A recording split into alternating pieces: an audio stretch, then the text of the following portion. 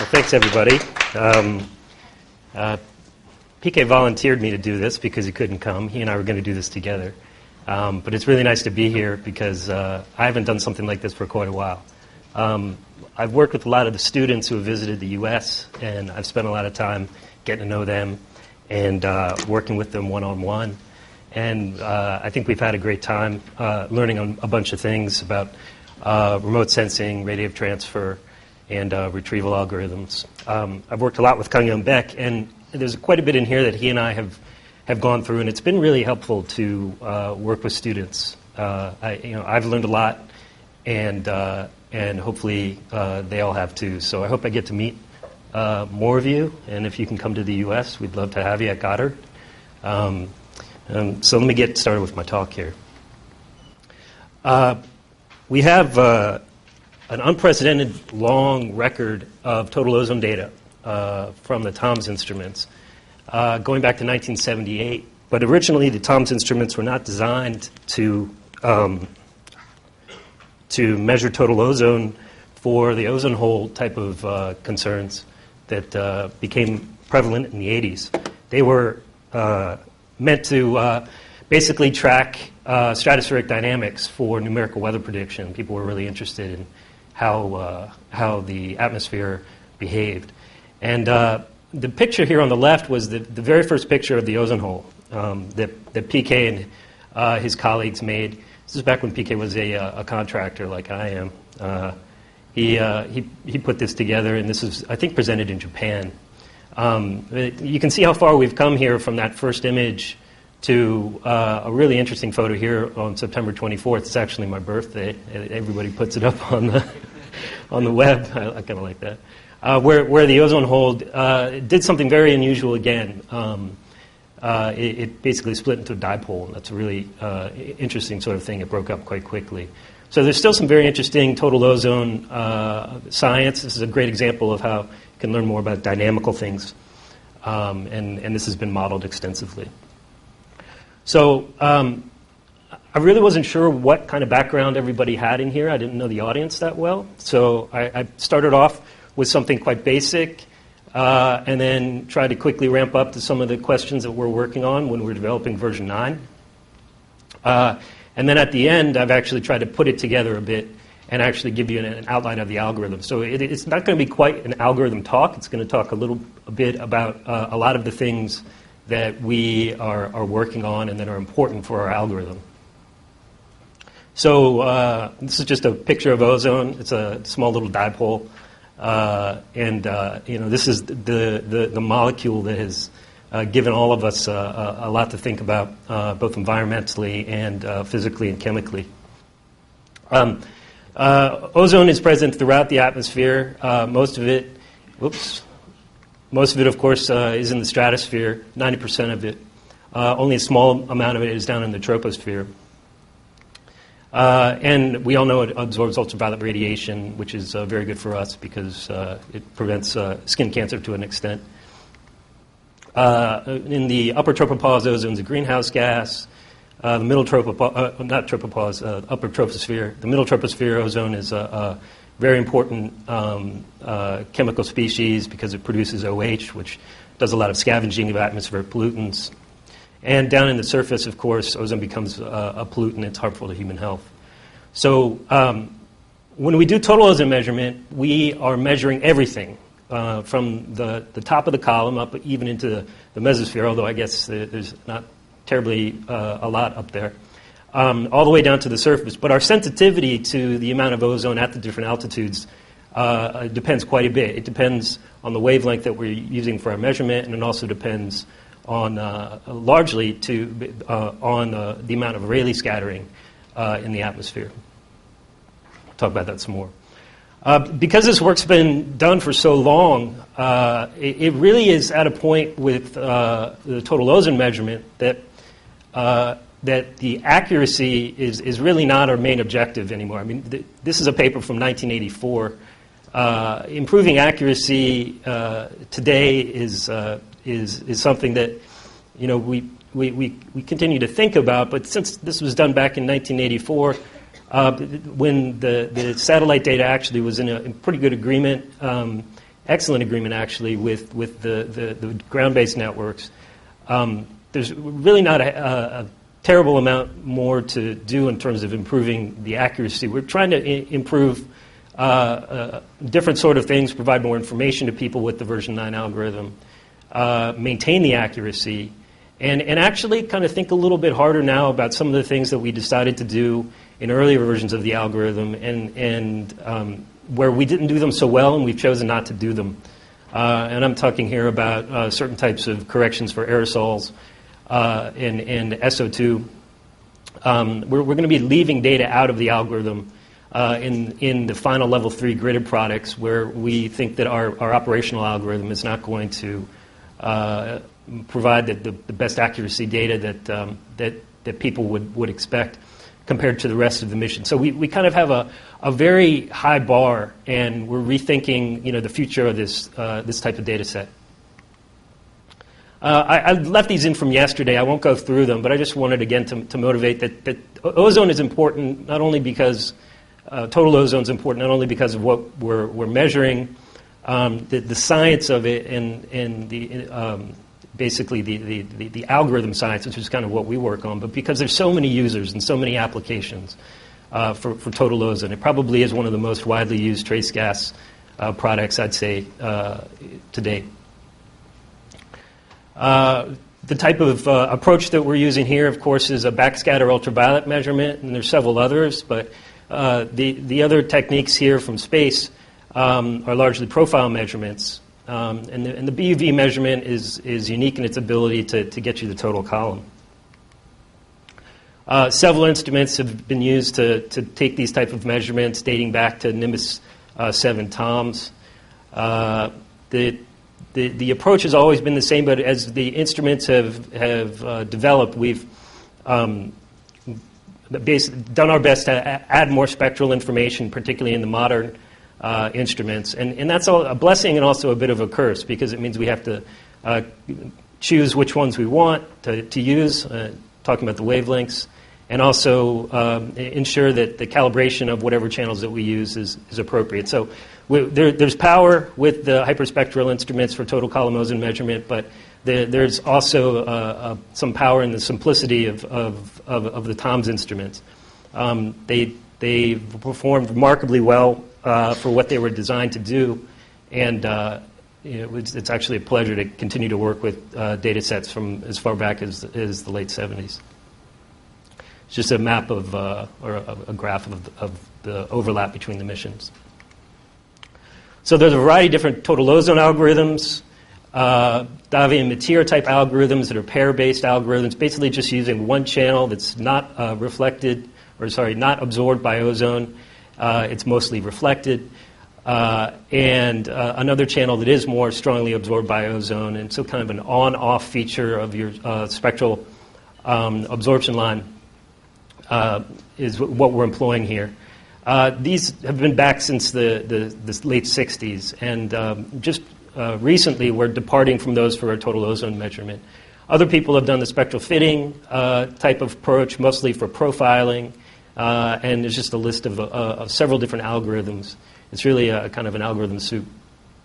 They all have their different advantages, and some work better for some things than others.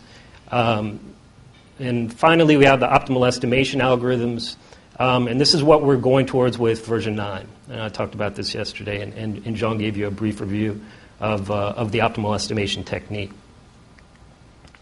So the region of the spectrum that we're using to do the TOMS retrievals is right here in the Huggins band, and it's gotten a wonderful gradient across the wavelength scale there. And that's important because we want to keep our measurements for total ozone when we're using an on-off band type of approach to get a first guess, and also for the optimal estimation. We want to keep the wavelengths as close as possible because instrument issues will affect, they basically tend to be correlated with wavelength. So if we can improve calibration in a smaller region of that spectrum for our instrument measurements, it's better. And this is why they actually chose to go here. The 331 nanometers is, I guess it's cut off down on the bottom. It's a little lower. Is what we use for reflectivity in version 8. Version 9, we're using 340 and 380 nanometers. So that's the non-absorbing channel. And then we use channels that are just shortwards of 340 and 380 to pick up the ozone absorption. So the effect of ozone on transmitted flux here is written pretty simply. This is a slide I got from PK. This is in a space-based measurement, of course. We're looking up from the ground. And if you take a look here, you have the incident irradiance and the measured radiance, or the measured irradiance down at the ground. And a layer of ozone here, and it's here just simplified as a Beer's law thin layer. And the decrease in the radiance you measured at the ground is basically just a function of the slant path and the ozone cross-section and the amount of ozone. So it's a pretty simple way to start it off. And what we do for the satellite measurements is actually quite simple. But if you can understand this, then the satellite approach is much easier to understand. And you can see here that the drop-off in radiation that would reach the ground, this is a ratio of surface to incoming flux, it increases rapidly as you go to shorter wavelengths. The wavelength scale there is in microns. So when you're working with a satellite, your sensor is above the atmosphere, above that layer, and things get quite a bit more complicated. You can't look directly at the sun, and so you have to consider everything that's happening between the light path from the sun to the ground, the atmosphere, and back up to the sensor. And these little schematics here show a cloud, a scattering particle of the atmosphere, a molecule, and a really ugly-looking aerosol particle. And all of these basically contribute to what we're to the radiances that we're measuring at the top of the atmosphere. The ozone layer here, again, is considered to just be quite thin, and you can begin to start taking this problem apart piece by piece. But it all kind of starts with just measuring the reflectances. The BUV measurement is backscattered ultraviolet, which means that we're always looking at the ratio of the radiance that we're measuring coming out of the atmosphere to the satellite to the solar flux that comes into the full system. Okay, so let me just say what we're trying to do with the algorithm here. The primary objective is to provide error bars and error kernels needed for estimating the errors in the algorithm. It's the number one thing.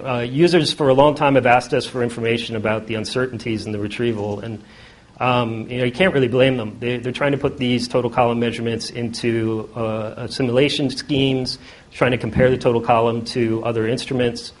Instrument measurements, and without an error bar, it's hard to do that kind of science. You really always have kind of a question in your head of what's systematic, what's random, what are the sources of the error, and we've typically just summarized those in tables that we've provided in the documentation. In this case, we're trying to provide the retrieval error, not the forward model error, to all the users for their applications. The secondary objective was to simplify the algorithm and extend the retrievals to higher solar zenith angles. Previously, we'd done this up to 44 degrees, and now we're extending it up to 88. And there's two reasons we can do that. One is that we're improving the amount of information in the algorithm that we're able to use by doing optimal estimation. So we have a bit more profile sensitivity, and that allows us to be more confident in the retrievals. But the biggest reason is that at such large slant paths, the errors get bigger, and we've always been concerned about reporting about reporting data at very large slant paths, especially for high total column ozone, that would have large uncertainties, and they would be kind of implicitly received by the users as having the same sort of accuracy and the same sort of uncertainty as the measurements at lower solar zenith angles, and we didn't want to do that. So now that we can provide the error bars to the user community, we can report data all the way up to where we think the algorithm is starting to fail. And as I said before, we're not going to provide total ozone for a few percent of cases where things like really intense aerosol events, volcanic clouds, et cetera, affect the ozone retrieval. We're going to let people study those. We're going to make sure that they can find them in the data, but we're not going to report them. Those types of things are just not suitable for use for numerical weather prediction and things like that. So it's kind of back to the future here. This is the first paper in 66, well, submitted 66, on the technique for BUV satellite estimation of atmospheric ozone. And this is by Davy and Mateer. And the two things that they say here, this is really interesting. In their paper, they say that ozone profiles are classified by total ozone, and they treat clouds and aerosols as opaque Lambertian surface.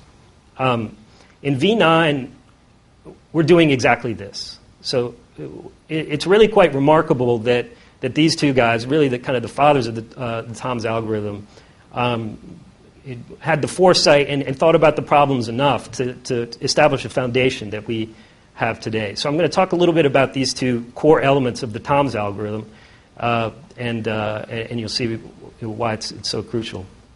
I'll start with the Lambertian equivalent reflectivity concept. I'm sure many of you are kind of familiar with this. If you assume that the atmosphere has basically got a single surface that covers the whole measured scene at a pressure P, then you can model the radiation reflected by that surface and the atmosphere above it with the equation right here. Here, the I0 is the atmospheric term, and this is the surface term. And it includes the multiple reflectance off the surface to the atmosphere above it, back down to the surface. So it's kind of a geometric term there. And if you invert that equation, you can get the reflectivity. And this is the reflectivity model that we're using in Tom's V9. The key assumption here, if you're going to use this sort of reflectivity in an ozone retrieval, is, and you're going to just do it at one wavelength, you have to assume that the reflectivity doesn't change with wavelength, particularly at the shorter wavelengths. Because if it does, and you get, and you're assuming that it doesn't, you can get an underestimation or overestimation of ozone. Let's see, what do I have here?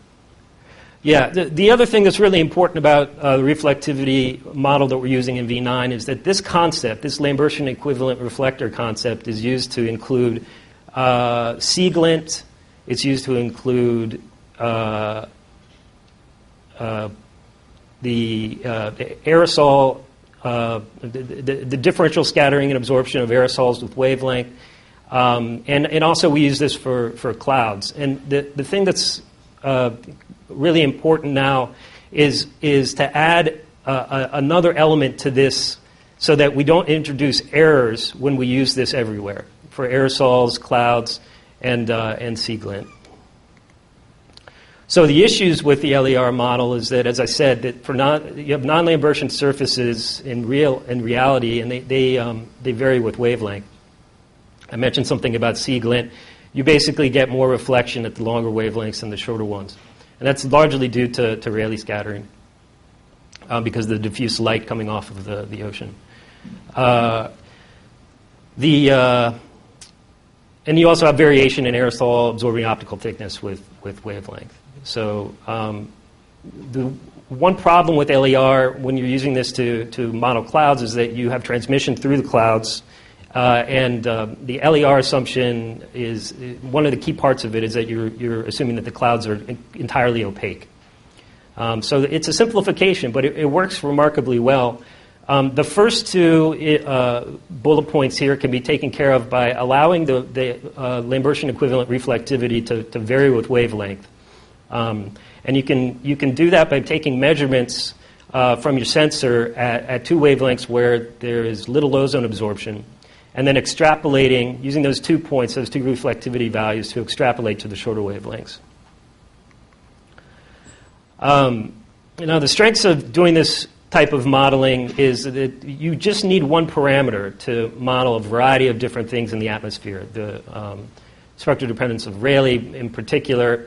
But when you introduce clouds, this model actually works quite well also. And as I said, the linear slope of the reflectivity with wavelength can be used to account for aerosol absorption, terrain height, and non-Lambertian effects. The last part here is the reason that we really like using this LER model. It doesn't require complex input parameters for me clouds, for aerosol types and properties, cloud height, cloud type. It's quite simple. Because we have a limited amount of information from the TOMS instrument, we have to consider where we're going to be getting our information from. It's not going to be necessarily from the measurements, and the more that we add in from outside sources, the less purely based on the instrument measurements our retrieval is. And what's remarkable here is that the SLER model can reproduce the top of the atmosphere radiance ratio from 2 channels here, 354 and 358, from OMI for a latitude range that includes a variety of clouds and also dark surfaces. And the red dots here are basically simulated radiance ratios from assuming one reflectivity at, I believe it's 388, and then calculating the radiance ratio at 354 based on the 388 reflectivity. And you can see how well this model does to reproduce the variations in the atmosphere. And it's not perfect, but again, remember that we're just using one piece of information to do this. Here's a graphical example of what this will look like. The calculated radiance ratios over on the right are computed similarly to in that previous plot. And I have the measured radiance ratio here on the left. And you can see a great variation across swath and also with latitude and in different regions over clouds, etc. These differences, the scale got a little messed up, but the differences are in percent. And you get up to 30-40% difference between these 2 channels. And when you subtract these 2, the measured and the calculated, you get essentially your error in doing your model at 340, 380 using one piece of information from one channel. And this is what you get. And it's really remarkable how well this SLER LER concept works. These values are quite small, and lo and behold, aerosols pop out. And this is exactly how the aerosol index was invented or discovered, is a better way to put it. People were looking at the data and in the LER, with an LER model, and they saw this sort of thing. And so they started to ask questions. So such a simple model is really helpful sometimes because there's very little going on in it in terms of execution, and you can diagnose the anomalies that you get and make some interesting discoveries. Okay, so the idea of extrapolating the reflectivity wavelengths to the shorter wavelengths, ozone wavelengths, is something, again, that is quite old. This is Davi's paper from 1977. And I just want to point out, and Sunny asked this question yesterday, that for absorbing aerosols, the slope of this curve is going to be positive. For large particle aerosols, such as clouds, the slope is going to be relatively flat. And for scattering aerosols, basically non-absorbing aerosols that are small, the slope is going to be negative. And so what we can do when we do the retrieval in V9 is basically monitor this slope. And when it gets outside of bounds of what we're willing to tolerate in terms of our faith in this model to correct a natural wavelength-dependent process in the atmosphere that's affecting our radiances, with such a simple linear model, we're going to start flagging the data. Okay, I think I've covered most of this. Yeah, let me move on. So here's a map of the difference between two reflectivity retrievals at 340 and 380. And you can see here that in most places the difference in the slope of that curve is quite small, but where it starts to get bigger is over areas with desert aerosols. There's an area up here that I actually looked into this. This is a fire. This is smoke. And then over here in these areas, particularly in the Andes, you have a large slope, and that's because of terrain.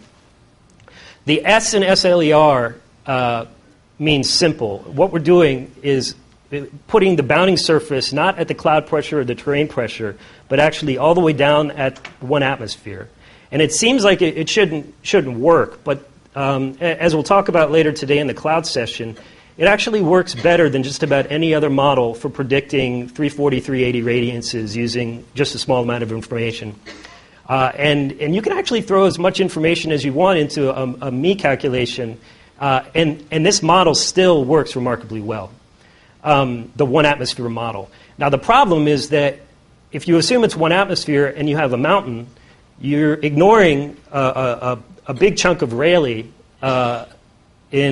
sorry, you're not ignoring it. There's a big chunk of Rayleigh in your calculation that's not in your measurement, in the information in your radiances. And so we need to correct that. And the R lambda calculation that we're doing in V9 corrects this to an extent. Now, extremely high altitude situations, like in the Himalayas and in the highest parts of the Andes, you may not be able to have to maintain the assumption that slope is entirely linear. So that's one last thing that we need to look at for this. But these are regions where we don't know the ozone profile very well anyway in high altitude terrain. And again, we may just flag those small amounts of data out. Okay, let me talk a little bit about the ozone profiles. As I mentioned yesterday, the ozone profiles that Dave and Matir put together are still in use today. The basic concept is that the variance in the profile is largely captured by the total ozone amount. And if you include total ozone amount and latitude, you can get a very good picture of what the ozone profile is going to look like throughout the year. Now, of course, this isn't perfect, but it's been the basis of the TOMS algorithms for a long time. And only recently we've been making improvements on this. In V8, we made an improvement on this by adding a more complex a priori. And in V9, we're going to optimal estimation. Okay, so for a given radiance measurement, again, we're often looking at reflectance ratio or radiance ratio. So this is the radiance measured at the satellite over the incoming flux and the log of that quantity. It's remarkably linear with ozone for a particular solar zenith angle. It doesn't always look this nice at higher solar zenith angles. But this is essentially giving you some confidence that a Beer's law type approximation is going to work. Basically, a relationship between the radiance and the log of the species in the column that you're measuring. And this is how we do the first guess retrieval. We have this in our measurements, and we have two forward model calculated profiles that give us amounts of ozone and the forward modeled radiances for those two profiles, and it's just a linear interpolation. And there's no rocket science in this. The wavelengths that we use for this in V9 in the first guess are 317.5 and then these reflectivity channels to establish the intensity level that we need to do our table lookup for the ozone absorbing radiances from. Nimbus and EP both have just 6 wavelengths, and for TOMS V9 we're spending all of our attention on the Nimbus 7 and Meteor wavelengths right now. They're really far more important because they cover the ozone hole period in Pinatubo. And we'll make some small modifications for the EP-TOMS wavelengths so that we can accommodate them in the algorithm after we're done. There's a distinction between the technique that I just showed you and the DOAS type techniques that's pretty important. I'm not sure if a lot of people recognize this. We have a lot more signal. The difference here is quite large. The radiance change per Dobson unit. When you go from 317 and 331 or 340, it would be a little bit bigger. And we're using these discrete channels, just 2 wavelengths, to do the ozone retrieval for the first guess. A DOAS retrieval technique uses many more wavelengths in a smaller window. And so the signal-to-noise here is going to affect your higher signal-to-noise there is going to affect your measurement more than that same level of signal-to-noise would affect you in the pair retrieval, because you're looking at the shape of that curve. Okay, let me skip that. Now, to get into the actual optimal estimation, we need to use some a priori information. You know, any remote sensing problem is generally ill-constrained, and the a priori information helps you fill in what you can't measure, or fill in information that you can't extract from the measurements.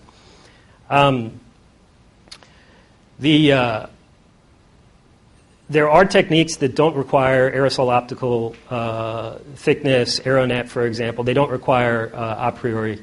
But those types of measurements are few and far between, especially when you're looking at trace gases. So what are we actually measuring with our total column measurement? The first equation here is just simply integration over the total column of the number of molecules in the column with height, and it's multiplied by efficiency factor, or you can think of it as a weighting function. The measurement that we're making is not ideally sensitive to the ozone at all levels in the atmosphere.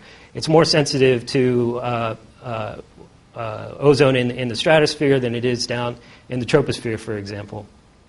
For fixed clouds, you actually can get this weighting function going above 1, and that's because you have enhanced absorption above the clouds.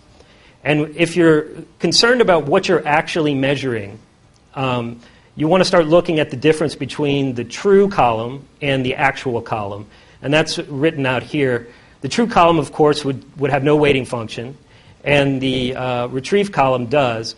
And so you get this error kernel right here. This is 1 minus the efficiency factor. And that's actually really important when you're trying to compare in situ data with the TOMS total ozone measurements.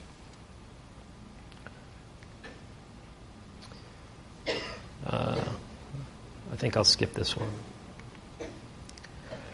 So the important conclusions for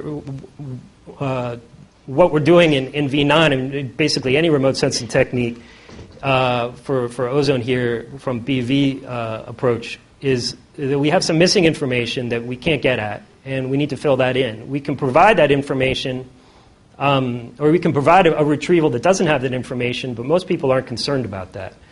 They want to have your best guess of what the atmosphere really is like, not what you could measure.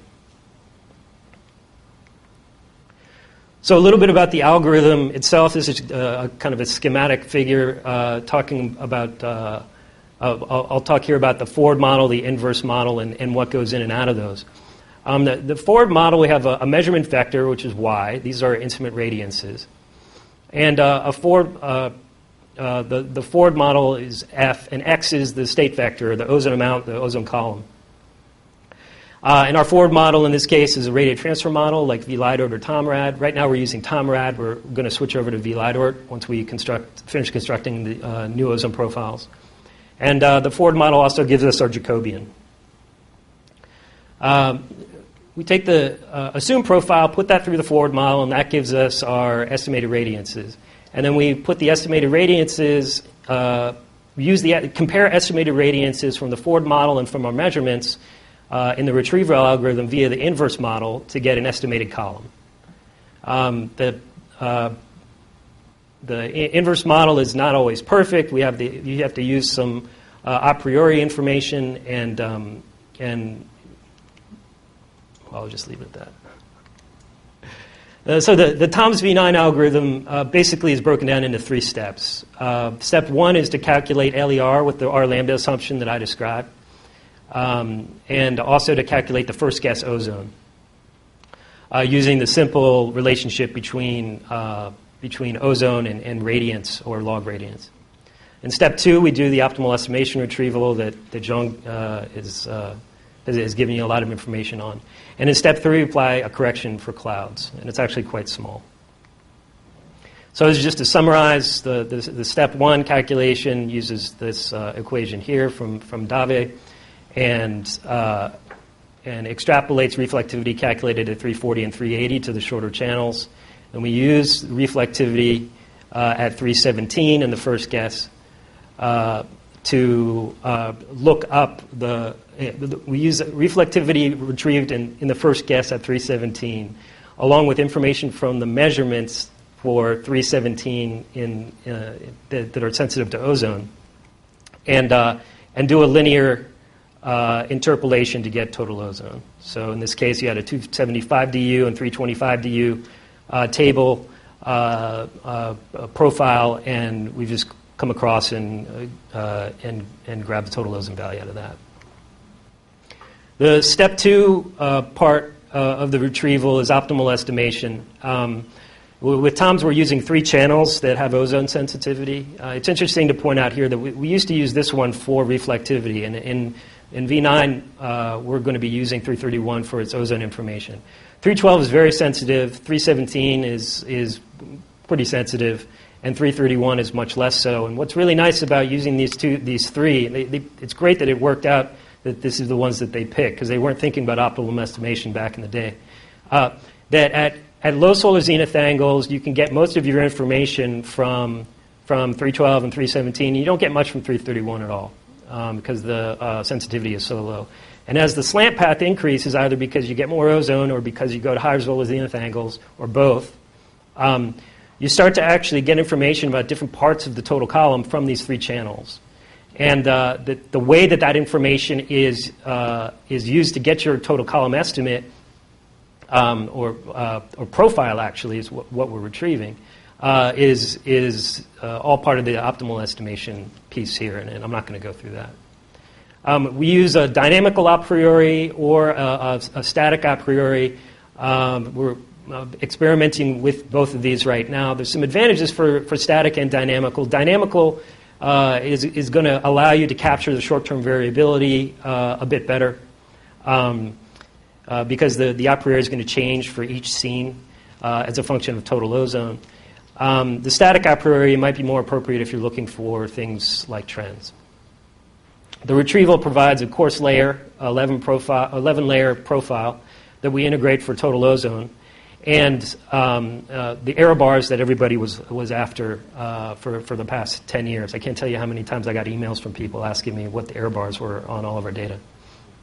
It also provides an integrating kernel, or that function that I was showing before that is applied to the column in the integration, and an error kernel, which is 1 minus the integrating kernel, which you can use for comparing data sets or comparing data to models. And it also provides you with DFS, and it's basically it's a degrees freedom of signal. It gives you information about how much information you're extracting from your measurements. If your DFS is 1 and you have and you're using 3 channels, then there's redundant information in those channels, and the optimal estimation is not using it's using all the information it needs to do what it can. But if you have a DFS of 3 and we don't quite reach that, we reach about 2.5 at very large ozone slant columns. It means that we're using information from all 3 of these channels pretty strongly. And then that will give us a better profile. I think I'll skip this, but this is an important slide from PK, and I'd leave it in so people can take a look at it later. I'm going to skip through some of this. Okay. Just a short story to kind of end the presentation here. We started thinking about optimal estimation for high latitude, high solar zenith angle retrievals That was the only reason that that PK was interested in doing it. And the reason that it came up was because of the Arctic ozone depletion event in 2010, 2011. There was a lot of interest in what was happening up there, and people were spending an inordinate amount of time arguing back and forth about which value was lowest. And we looked at the data, and we saw some really low values, and we couldn't quite tell if they were spurious or if they were okay. A lot of different error sources, forward model error sources. You can have PSCs that affect ozone at these latitudes. You can have all sorts of different things. And we just kind of got fed up. We said, well, we can estimate what the error is, on paper, but it would be really nice to know what the error actually is from the optimal estimation retrieval for these ozone hole conditions. And so that's kind of how we got to where we are now, where we're going through all of this to get a total column. Most people don't use optimal estimation to get a total column. What's really interesting is you can see how quickly this error rises. It starts around 1 at latitude 65, which is right about there, and as you come up across the pole, as the solar zenith angle increases and you lose sensitivity to information in the lower part of the atmosphere because your slant path is so big, the Rayleigh scattering is basically keeping you from getting at that measurement sensitivity to ozone. The error starts to climb up. And it changes a bit with the amount of total ozone, but then it also climbs up almost asymptotically here as you get to the very high solar zenith angles. So this is the type of information that we're going to be providing with our retrieval. I think it's really important to have this sort of thing with GEMS, because the GEMS retrievals are going to have a wide variety of solar zenith angles, and those solar zenith angles are going to change during different times of the day, of course. The azimuth angles also will affect these errors a bit too, although not so much for LEO. And providing this kind of information, I think, is going to be a big help for people trying to interpret the GEMS data. So step 3, it's just a very small adjustment for clouds. We'll talk about this in the cloud session this afternoon. Why is it so small, et cetera? People spend a lot of time thinking about how clouds affect total ozone measurements. I mean, it's been a pretty incredible story. When we're at the point now where we think that you could almost ignore it. It's probably about 5 to 7 DU under most circumstances, which is about the measurement precision that we have. We're not going to ignore it. We're going to correct for it, but we think it's quite small. So if you come this afternoon to the session on clouds and their effects on trace gases, then we'll have that discussion, and I'm hoping we'll have that presentation will be shorter because it's kind of work in progress, and I'm hoping we'll all be able to discuss some of the issues, and I can take some questions back. Thanks a lot.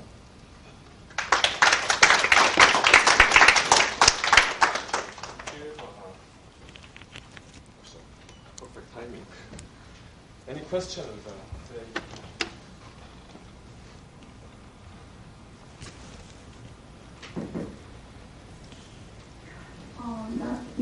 You can expect any useful list from profile information from the third channel? Sure. Yeah, you will get profile information. We're using 11 layers. If you plotted the averaging kernels, which you can do, you'll see them, and they're going to be pretty broad because you got 3 channels, right? And they're not meant to resolve profile information. I mean, they're not designed for that. What happens is that each layer has an uncertainty associated with it.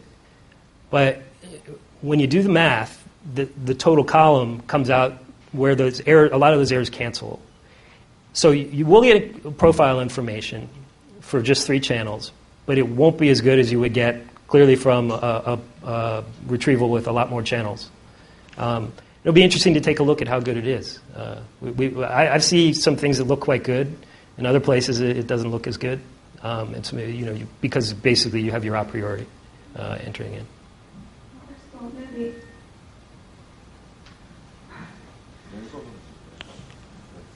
total ozone information could be retrieved from just one channel, maybe 320 nanometer, isn't it? Just can between just one channel? Oh yeah, I mean that's what the TOMS community did for decades. Yeah. But yeah.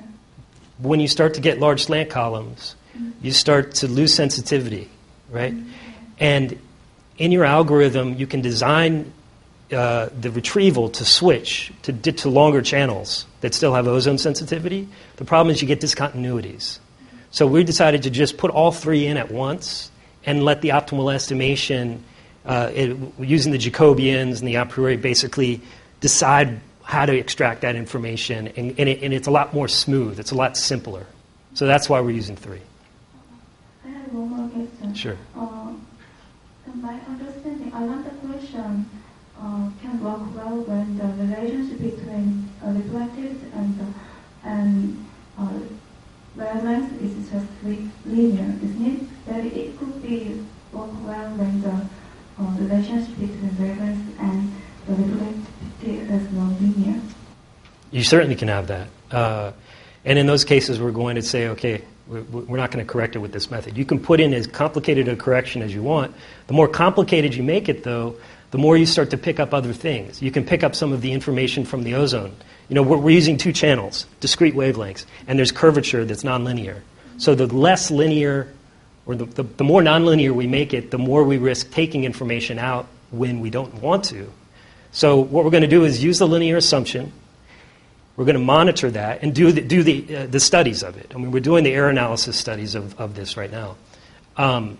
And then decide on a threshold and then mark the data as being, you know, worthy of you looking at it more closely.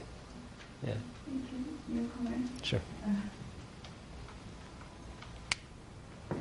Any other questions? Yeah, just one more. Oh, sure. The reflective, the lambda, the relationship with the reflectivity, and you said that you think there is no differential reflectivity in the presence of cloud. A cloud may have different, droplet size and so on. So it may have some effect on the scattering pattern. Perhaps. I mean, I'm not an expert on clouds. I'm kind of taking what I've been told here a bit at face value. I do know that there is wavelength dependence. We've been using the deep convective clouds to look at the calibration of OMI. And there is some wavelength dependence, but it's very small for the wavelengths that we're looking at here. You know, between 340 and 380, it's quite small. It's something we may want to use to correct, but compared to the other things, we're really not that concerned about it. And if there is wavelength dependence over clouds, this approach will take care of it because it's small. Yeah. I have a this chapter. I also saw your yesterday's presentation. Could you explain me the efficiency factor and the resistance test? Yeah, sure. It takes a while to, very simply, in your retrieval, you have the a priori and you have the true profile. The efficiency factor, if you can think of it from this way, not from looking at the algorithm and the equations, tells you how sensitive you are in your final result, in your retrieved result, to a difference between the a priori and the true profile. Okay? It's a mathematical construct, right? And there's some stuff in the slides about it. The efficiency factor can be misleading. It can be hard to interpret when you only have three channels. It's not telling you where you're most sensitive. That's what the Jacobian does. It's telling you not most sensitive to the ozone in your radiances. It's telling you where you're most sensitive in your retrieval. So a lot of times the algorithm will minimize the efficiency factor at a high altitude where the variance of the profile is small, so that it can use information. All those channels are total column sensitive. Can use more of that information at a lower altitude where the variance near the ozone peak is higher. So that's it in a nutshell, but we can talk about it some more if you want. Yeah. So my turn. Let's